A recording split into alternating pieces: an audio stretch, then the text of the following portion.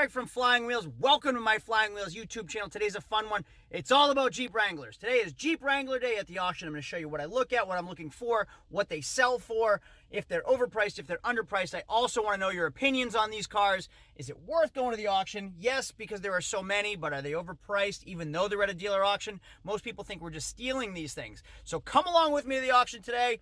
You know the game. Before we even start, what am I driving today? Something you don't see every day. I'm curious to know if you guys can figure it out. I think it's fairly simple. Comment down below what I'm driving. Let's get the day started.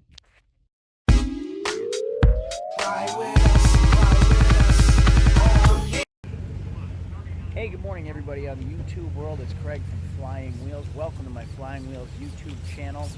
If you're into anything car related, you have stumbled upon the right channel, so make sure to hit the subscribe button down below. Today I am at the auction. It is another auction day, one of my favorite days of the week, because like Forrest Gump says, you never know what you're going to get.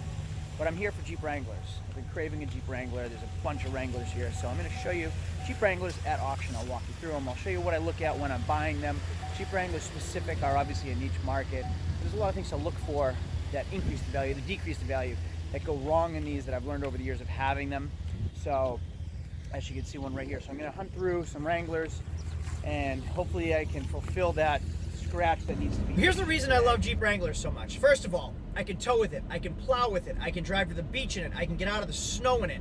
In the Unlimiteds, the 4-doors, I can fit my kids in it, I can put my dog in the back, put a cooler, I can tow my boat in it. It's the most versatile vehicle you can ever have. You have a convertible, you have an off-road vehicle. The reason I got into Wranglers years and years ago is because I wanted a toy, like a side-by-side. And the side-by-side was as much as a Jeep Wrangler. So I bought a Jeep Wrangler, a beautiful one, lifted it, put wheels on it, built it how I wanted to, and it was still cheaper than a side-by-side. Now, they have a ton of downfalls. I mean, they've been leaking since the first Jeep was ever built.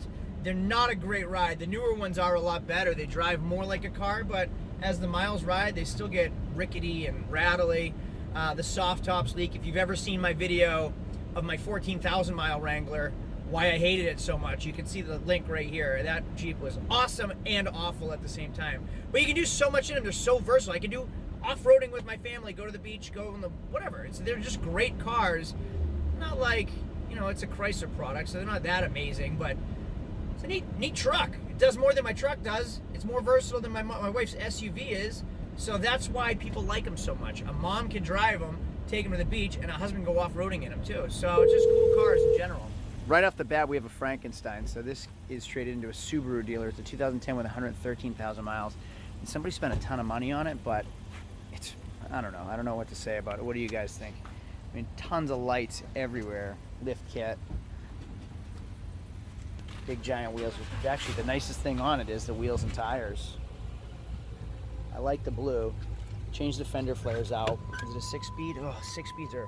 Well, on lifted Jeeps, I find it easier to sell in a 6-speed, but on like regular road cars or mall crawlers, it's a lot easier to sell an automatic.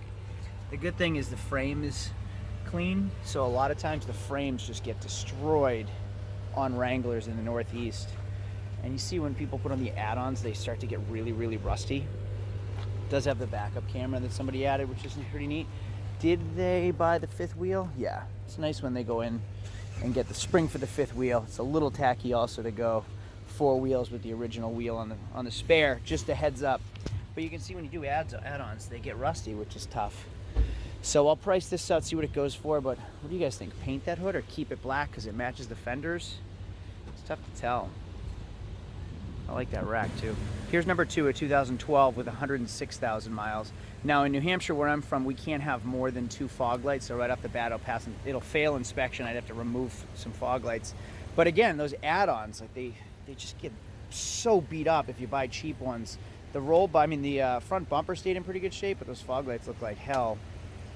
And even cheap headlights, when you buy those HID or LED headlights, they start to oxidize. Cheap wheels with nice tires. This is more my style. I like the double white. I really like the triple white when you can get the white top too. I've had a few of those in the past. Reminds me of Stormtroopers. Automatic with nav, the Uconnect and everything. So this is more something my style because I can drive it, fit my kids in it, and be pretty comfortable. Just wish it came with a soft top as well. No fifth wheel. So that kind of sucks on it. Changed out both front and rear bumpers, and I really don't like those tires. But you can see how the rust hits the frame and underneath. Oh, it's awful. And what year was this? It's a 2012, and that's what it looks like already. Crazy. So the auction has what they call a run list, both online and in-house. So I can go online the night before and see what's here, but not everybody checks their vehicles in until right before the auction. So I can get a run list, but then I come out, and this auction's at least small enough that I can walk through the whole thing. Others are too big to really walk through. So you can go to customer service and tell them what you're looking for, and they'll give you a list of tell you the lane and run number so you know where to find the cars, and you can inspect them prior to the sale starting. So that's nice. The other thing I like about the auctions too is, like I said, you don't know what you're going to get. So I'm here for Jeep Wranglers, but I might leave with a Corvette, I might leave with a Mustang, I might leave with a freaking Ford Fiesta. You have no idea what you're coming here to buy, generally speaking, because there's just thousands of cars, and the cars you come for might be a great deal. The cars you come for might be an awful deal, but you find something else that's an even better deal. So like here's a 2012 with 88,000 miles. Looks like they just cut the bumpers, blocked them off. No, that's an aftermarket bumper. Changed the wheels out, but it needs tires. Looks like a Sport that they took the badging off, but it has the premium top on it. Premium soft top. 6-speed, again, in something like this is a little harder for me to sell because it's not lifted. It's not like a road buggy or anything. I have a hell of a time selling 6 speeds in anything. But I've had a one owner 08 Jeep Wrangler for like 8 months. Obviously it's not that overpriced. It's $12,500, 120,000 miles, one owner, but it's a 6-speed. Everybody that calls finds out it's a 6-speed and they don't want it. And what are people doing with that fifth wheel? They take it off and then where's it go? Not quite what I'm looking for, but at least I can show you what's here. They must have spent a ton of time painting this camo. I'm sure it was fun to do, but now it's very specific to a buyer. Somebody's gonna want it camouflaged. If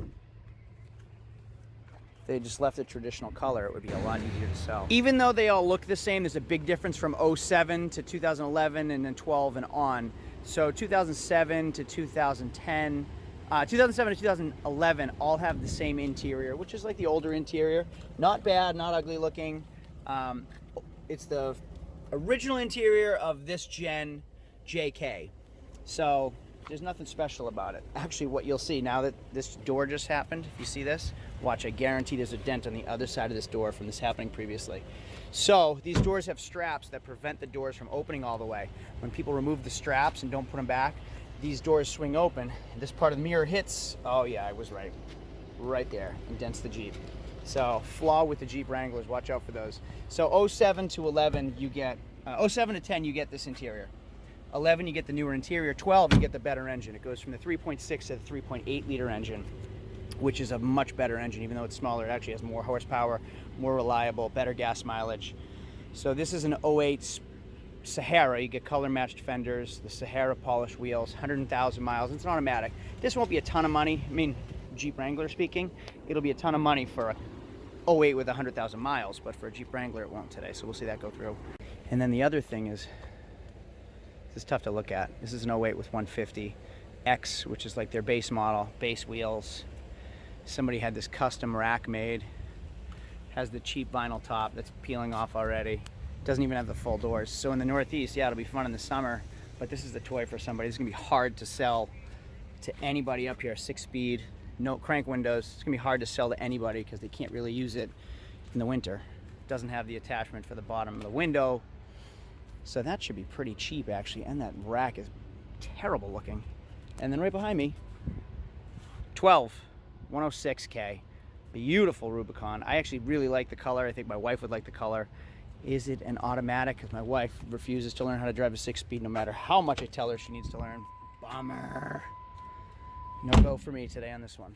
Well, I've showed you a few Wranglers, so I'm going to show you what I actually look at when I'm looking at a car at the auction, how to do it, what I'm looking for. If you guys have those cheap scan tools, you can get at Harbor Freight or AutoZone or even on Amazon for short money. Bring it with you. You can plug it in, see if the readiness monitors are ready, if there's anything pending, if the check engine light's been cleared. That's helpful for you. I also have an inspection checklist that I've just mentally memorized, but when I first started I had it and I brought it with me, and then I checked all those things off per car. That way I was only buying very specific cars, the ones that I've looked at. So I'm going to go to the next Wrangler, show you what I look at when I'm looking at a car. Once it's up in the lane, like if I had missed that, if you're at a really large auction and you didn't see that specific car going through, you have like 2 minutes to look at it. So you really have to get proficient or efficient at looking at it, knowing what to look for, knowing what to listen for, getting underneath. I mean, get your hands and your knees dirty, climb underneath the car. While it's there, just make sure you tell the driver not to drive forward so it doesn't run you over. Oh, look at that road I got right here. Old Stingray, side pipes, 76 with 76,000 miles. Pretty cool looking.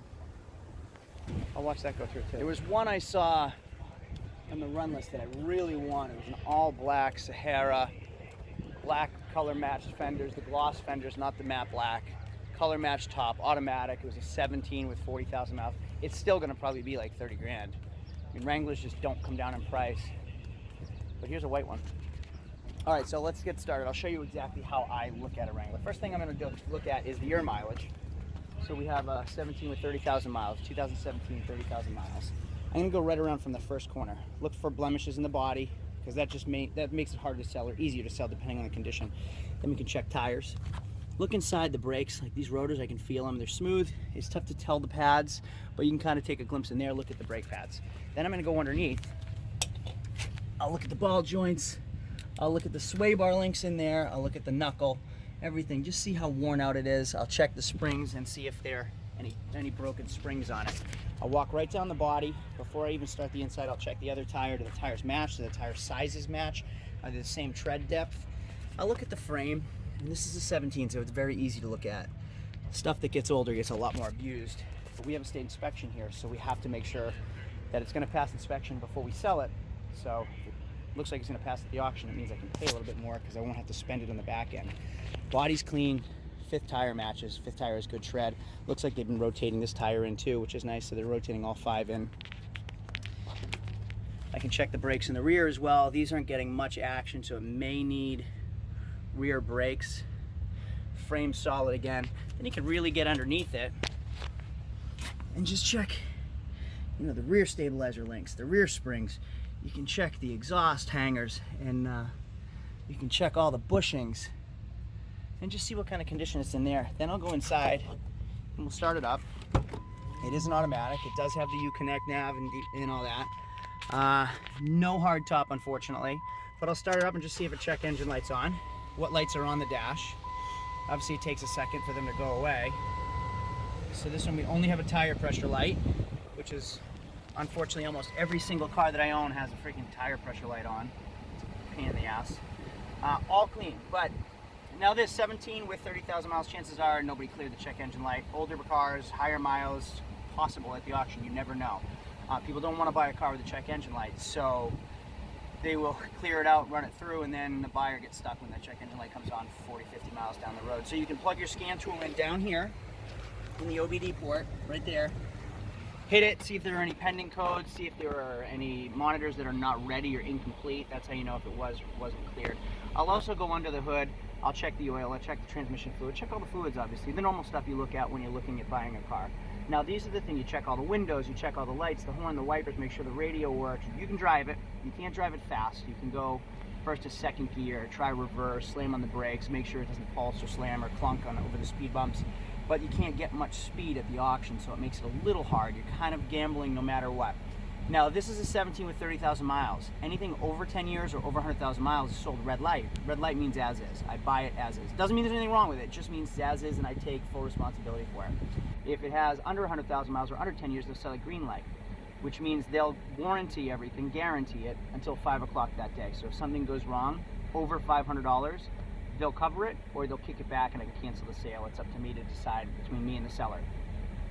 I can also buy a 5-day guarantee. It's for like 100 miles. If something happens within 100 miles and within that 5 days, I can bring it back and either the seller can take care of it or cancel the sale. So that happens too. 07, 198,000 miles, crazy high miles. Not something I'm really interested in, but it's gonna be a cheap Jeep. Cheap Jeep, and I like saying cheap Jeep, cheap Jeep, cheap Jeep. So I'll see what that goes for. These light bars are actually illegal in my state too, so I can scan this and it'll tell me the vehicle history as well as what I should pay on the car. The image I'm going to show you right now is what I get when I scan the VIN. It tells me what I should pay for it, basically what they're going for. It'll also tell me the vehicle history report, and that's by scanning either the VIN on the windshield, inside the door, or a lot of auctions will have the tag in the window that you can scan too. You can find a bunch of apps like that. They all have paid services.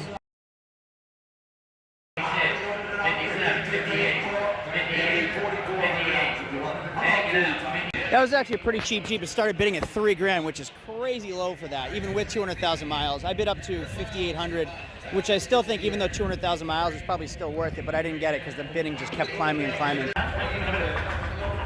we go, $8,000. This thing went through and they won 10 grand for it, which seems like absolutely ridiculous for it. Needless to say, it didn't sell. Here's that white one. Now I scanned the VIN and came up one owner, no accident, so it's exactly what I want. It says I should pay around $18,750. That's what they're going for at auction, which is far more than I really want to pay for this car. You can see the damage down at that right fender flare too. Here's the problem I'm having is the 15 Denali 6.2 that I want to bid on, but also that blue Wrangler, so I'm stuck between the two lanes. Here goes the Denali for $2,000 over what it says I should pay for it, and then the blue Wrangler just, they want well over 16 grand for it, which seems like too much money for me. This one here is a 2012 with 106 on the miles. Man, I know the book said $18,750, but I just don't even want to pay that much for it. I don't want to pay the 16 they want for it. Here's the one I came for, 30,000 miles. Says I should be around 26,000. Automatic, Sahara, completely stock. No soft top, which is kind of a bummer. I prefer the white matching top also, but I like the cloth interior over the leather because the cloth doesn't heat up so much like the leather does in the summer when the top is off. So here's the positive and the negative about the auction. The positive, tons of cars. There is a plethora of vehicles, so you can have your choice of 10 Jeeps all in one day. I don't have to drive all over multiple states to go Jeep hunting. I don't have to look everywhere and then go find out it's not the Jeep that I want when I drive 2 hours to go see it. I come to the auction, there are 10 Jeeps here. I can look through all of them. The problem is, they're no less expensive here than they are private party. Actually, I can buy them cheaper private party because I'm not competing with 15 other dealers that want that Jeep. So I was the high bidder at like 26.3. They want 28.5, which is close to retail. I mean, a JKU, they're outdated now. The JLUs are out now. So JK being that model, body style, edition version, whatever. JL is the new ones. So the JLUs are tons and tons of money, so people really aren't buying them unless you're buying a brand new one. You can't quite get them used yet, which still keeps the value up on these. But within the next year, the JLUs are going to come down just slightly, make it a little bit more affordable when you can start buying more used JLUs, or JLs even. So when that happens, the JKs are going to drop in price tremendously. I mean, Jeeps are crazy money no matter what. Even the body style before this, there's still a ton of money. But if you're buying these right now, they're going to drop in value in the next year. So if you're going to hang on to them for a year, plan on that price to plummet because the JLs are going to be a little bit more affordable, slightly. So this $2 grand over what I wanted to spend, that's my profit margin. I would have to resell that. I mean, I buy these things to make a profit. I might drive it for a few months and then I have to sell it and make some money on it. So that $2 grand covers my overhead, covers my expenses, it covers my business, it covers my cost of doing business. So I can't go and spend retail on that thing when I know I could go buy a private party somewhere for $26.5. Plus there's an auction fee, which will put me close to $27 on it. Plus I have to transport it back. Plus I don't know what it needs. Probably nothing, but could need brakes, could need ball joints. You never know at 30,000. Things are going to start to go now. It is still under warranty, I think, for probably 6,000 more miles. But that's still more money than I can spend on it. I'm not. There's no margin in it for me to make money when I'm finished. And I'm not in the business to break even on cars. Tie up $28,000+ to break even later on. You'll be out of business in no time. Here's that rat of a Wrangler going through in a minute. Let's see what this goes for. This would be a cheap Jeep, but it's not something I'm even interested in. I'm just curious to see what it goes for. Now this one's grown on me. It's a 12, so it has the new engine and the new interior, and I like that color with a hard top, no soft top, unfortunately, but it's already lifted with bigger tires, which is great for me. Is it? Oh, but it's a 6-speed. I forgot about that. No luck for me today. That green Wrangler just went through, starting bid at like $4 grand, which is super cheap for an unlimited Wrangler. Rose up to like over 6, and announcement for frame damage because that rack, they welded it or bolted it onto the pillars, which is structural. Structural is part of the frame, so they have to announce frame damage too. We own it for a fortune. 71 is 19.5. 17 was like the highest bid. 17.1, they went 19.5. What do you guys think on that? 6-speed, 12, 100,000 miles, 19.5 worth it, plus auction fees? So here we go. We have these two Wranglers rerunning, which means they already ran once and they didn't sell because they didn't meet the seller's reserve, what the seller wanted for them, because they're just overpriced. So they're rerunning second half of the day to see if anybody else is going to bid any higher than previously bid. End of the auction. Not nearly the end of the day because now I'm transporting cars back and forth. So no Jeep Wranglers. Sense of urgency wasn't really there. I don't really have to have one. I was kind of just buying it for my own self-interest. I have two right now. I have an 09 two-door and I have an 08 four-door. I really wanted like a 12 and up that was nice. The ones I have are just like, they're all right. They're Jeeps, but they're not like really nice Jeeps, and I just felt like I really wanted a nice Jeep. I sold my Denali this week. I just wanted a toy for myself, but I don't overpay. I have to resell it. I have to make some money. The sellers wanted what I would sell them for retail, so I can't pay them retail prices when I have to make a profit. I'm not in this job to just break even all the time. Although, is it worth it if I'm buying it for myself? I don't know. I don't think it is. What do you guys think? Is it worth it? If you're buying it for yourself, would you pay more even if it's at the auction? The convenience factor is there because I can just have my choice of 10 different cars. But, I don't know. To me, it wasn't worth it. There were like 10 different Jeeps. Almost none of them sold. So the white one, the blue one, the only one that really sold was that ratty old green one with that weird rack and the half doors. The orange one didn't sell. The sellers just want too much money, and if that's the only way you're going to be able to buy a Jeep is overpay, that kind of keeps the prices high, I would think. So, I don't know. I was disappointed today. It's the middle of summer. If you wanted a Jeep, you already have a Jeep by now, so they really shouldn't be that high in price. But almost none of the Jeeps we looked at even sold today. I was the high bidder on like 3 of them and didn't meet the seller's reserve, and I think I was fair price. I looked it up on my app and went with what they said I should pay, and I even went maybe a couple hundred over that, plus auction fees, plus I have to take it back, see what it needs, do the repair work, plus marketing costs, plus overhead and business expenses. And stuff adds up fast. Carrying costs on the car. So anyway, for today, no Jeep Wrangler. I did get a Jeep Grand Cherokee. I did get a Honda Accord. And I have an if on something else. I forget what it was. It means I was the high bidder on something but didn't meet the seller's reserve, so they give an if, which gives me 2 hours for them to decide if they want to sell it or not, depending on how many vehicles they sell and how well they do at the auction today. So I might have bought a third that I don't even remember what it was. Anyway, that's it for today. Thanks for watching, everybody. I appreciate the support. Make sure to subscribe. Do me a favor. I'm trying my hardest to put out great content. I'm trying my hardest to grow my channel so I can put out better content in each video. I'm putting out what you guys are requesting. If you could pick your favorite video, share it on your Facebook and ask other people to share it for me, that would be a tremendous help for me for putting out all my content for free as a favor. Thanks a lot. I really appreciate it. Make sure to subscribe. You can hit a bell right here somewhere to get notifications in every video. I'll see y'all in the next video. Wait, one last thing. Let's finish this game off with round 2 of What Am I Driving? What am I driving? Comment down below. 2 rounds, before and after. See you later, everybody. Adios.